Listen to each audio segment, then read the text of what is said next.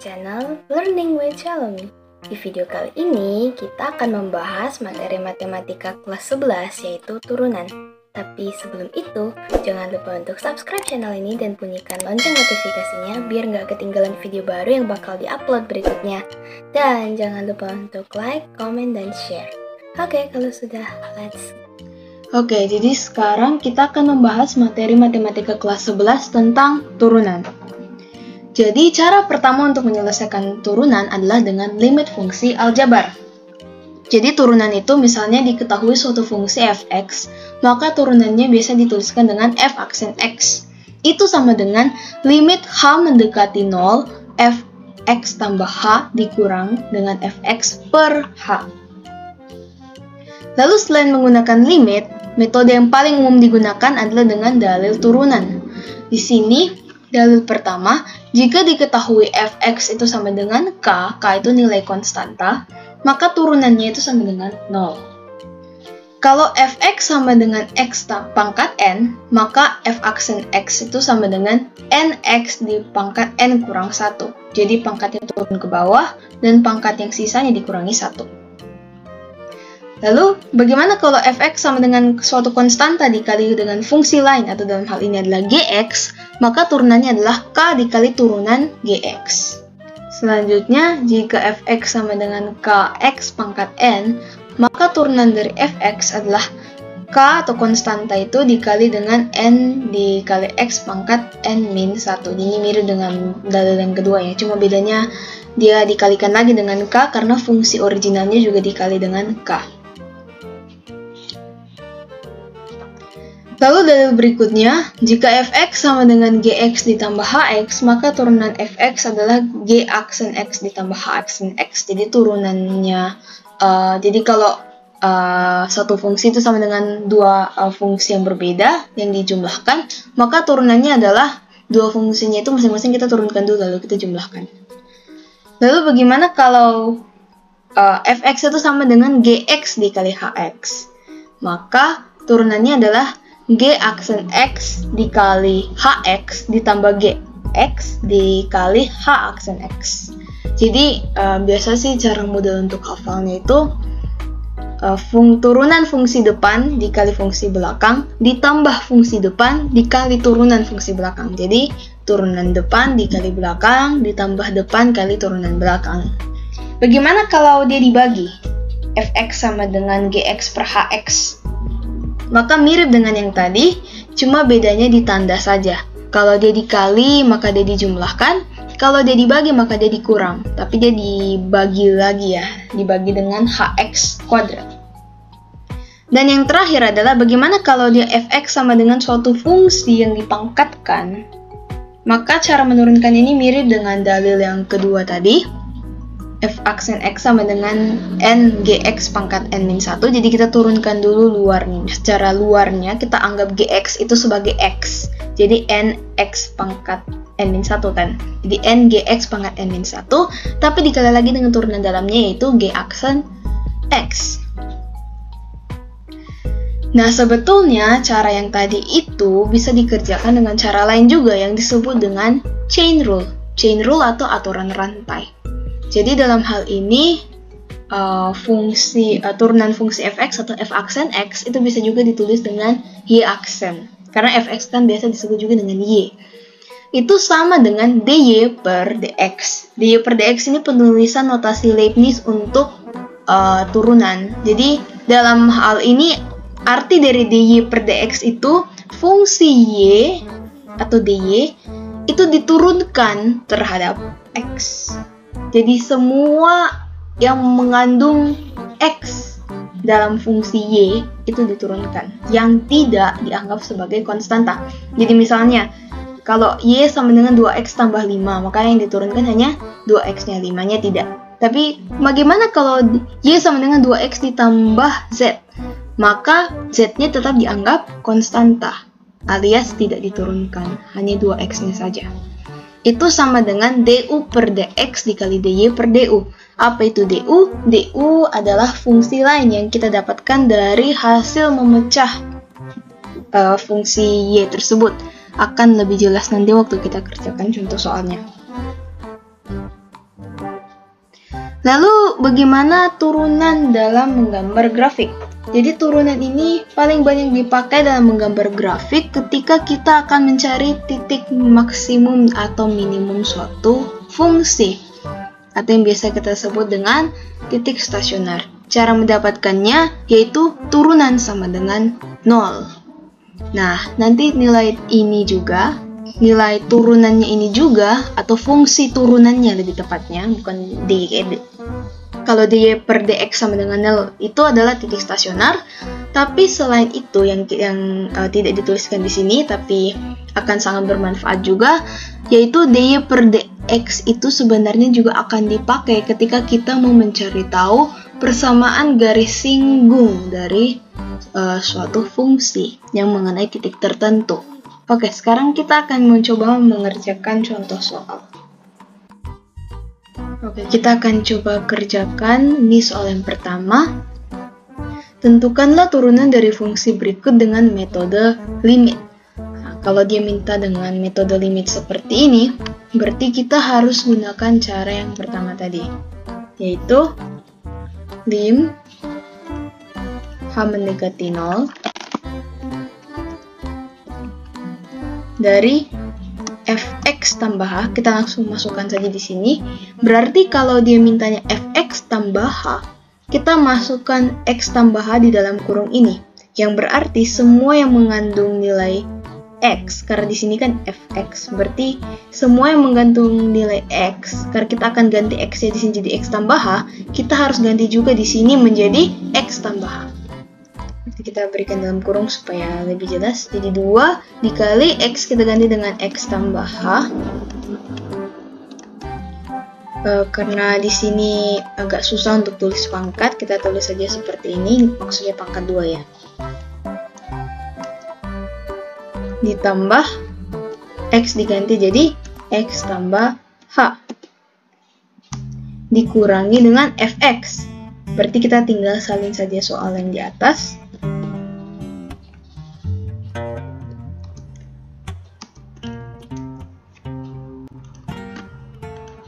Lalu kita bagi dengan h.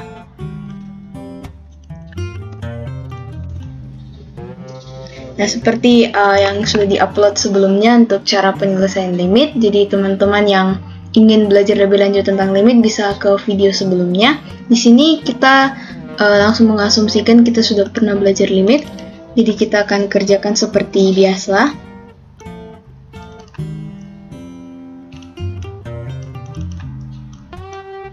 Sorry, ini kita rapikan dulu ya. Oke.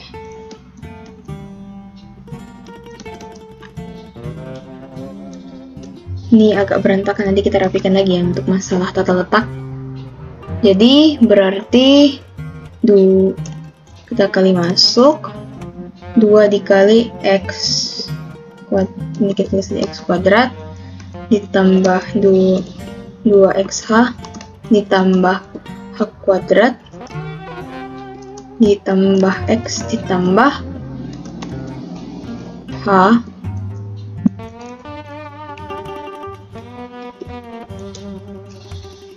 ini kita kurangkan dengan 2x kuadrat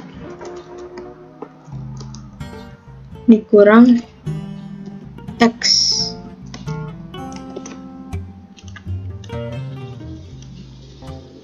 per h.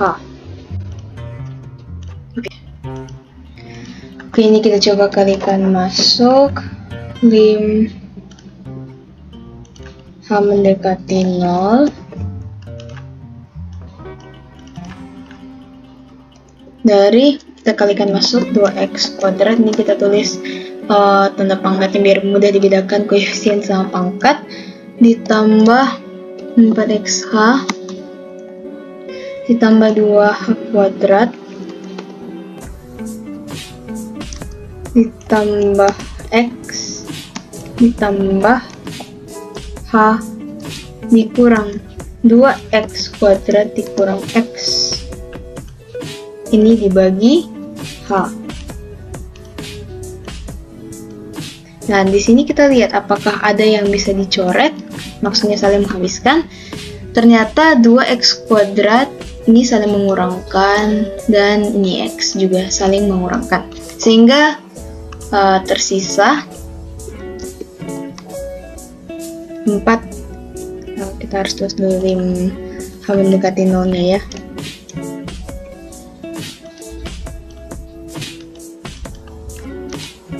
Jadi 4xh ditambah 2h kuadrat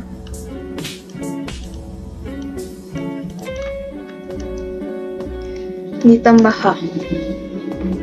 Oke, ini dibagi dengan h.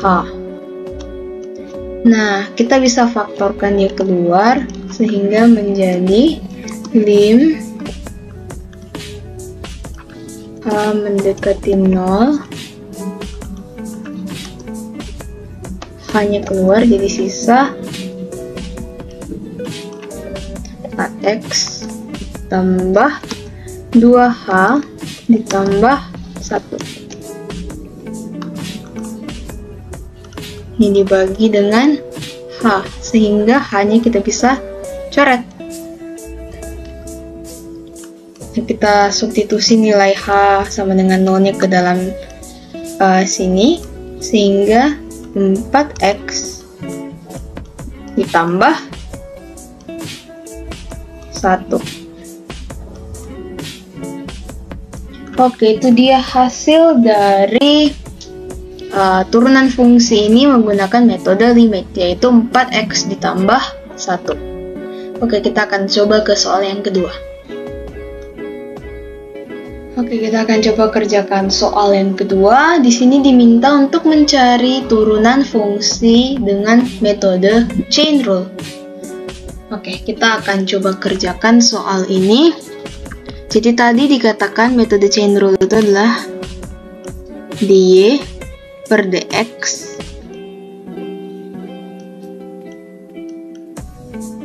itu sama dengan du per dx dikali dy per du.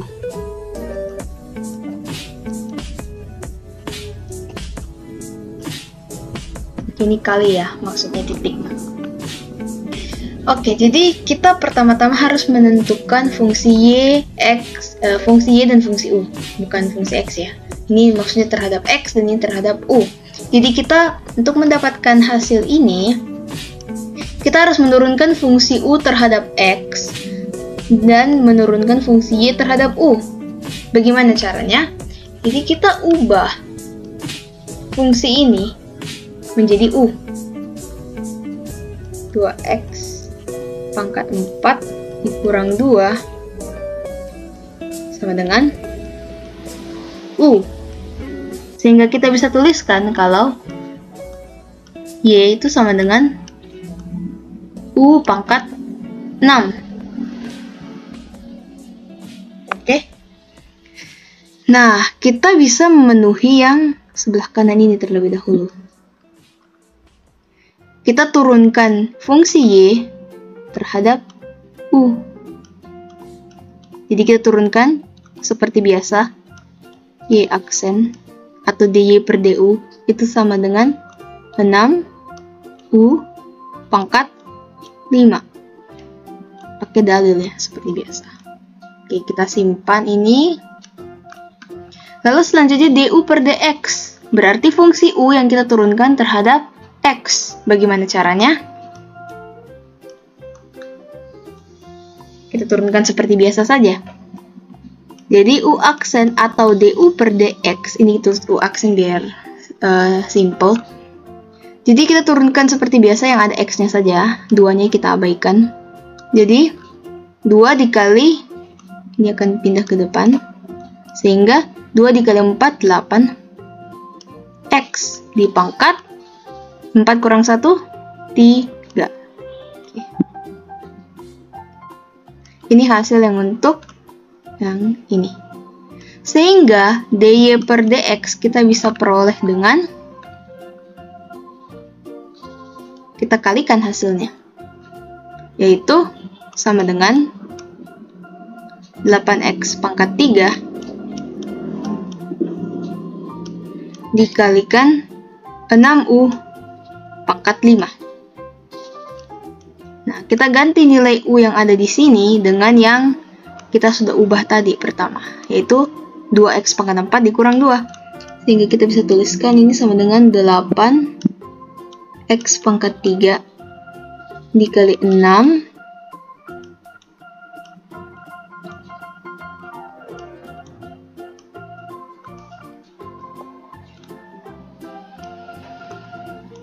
2X pangkat 4 dikurang 2 kita pangkatkan dengan 5 karena dia U pangkat 5.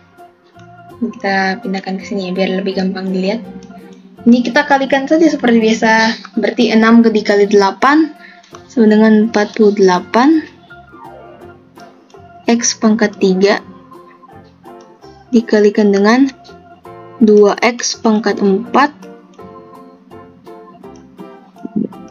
dikurang 2 dipangkatkan 5. Oke, ini dia hasil dari soal yang kedua. Oke, kita akan menyelesaikan soal yang terakhir, yaitu diketahui fx sama dengan 3x kuadrat dikurang 5 per x tambah 6. Dicari adalah turunan dari fungsi tersebut. Jadi karena tidak dikatakan kita menggunakan metode apa, kita bebas menggunakan metode apa saja, tapi umumnya akan menggunakan metode dalil, ya, dalil turunan. Jadi kita langsung tuliskan saja f aksen x itu sama dengan, kalau dia pakai dalil berarti karena dia sifatnya ini pecahan, biasa sih cara gampang hafalnya itu daripada tulis gx, hx itu kan terlalu panjang, biasa gx diganti dengan u dan hx diganti dengan v, sehingga bisa dengan u aksen v dikurang uv aksen dibagi dengan v kuadrat. Yang mana u, yang mana v, yang atas u, yang bawah v. Oke. Berarti ini kita bisa tuliskan sama dengan, kita turunkan dulu yang u-nya. Berarti 3x kuadrat dikurang 5 kalau diturunkan, konstanta diabaikan, berarti 3 dikali 2 x pangkat 1, berarti 6x. Kita kalikan dengan v, x tambah 6. Dikurang u, berarti yang di atas, kita tulis kembali. 3x kuadrat kurang 5 dikali dengan turunannya v. X tambah 6 diturunkan berarti x pangkat 1, jadi 1x pangkat 1 kurang 1, 0, berarti 1. Sebenarnya 1 ini tidak perlu ditulis, tapi ini supaya kita lihat dengan jelas. Dibagi dengan v kuadrat, berarti x ditambah 6 dipangkat 2.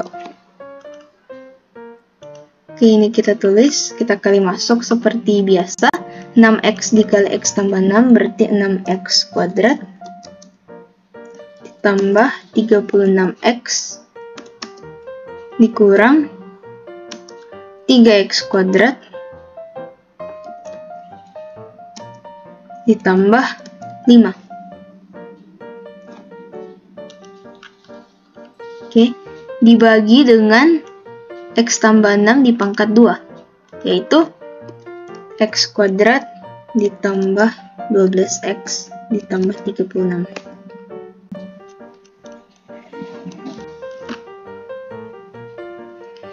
Oke, kita hitung seperti biasa.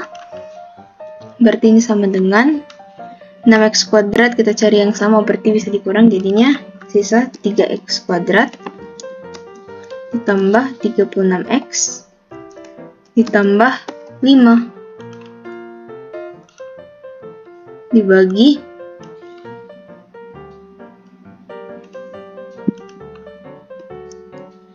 x kuadrat ditambah 12x ditambah 36.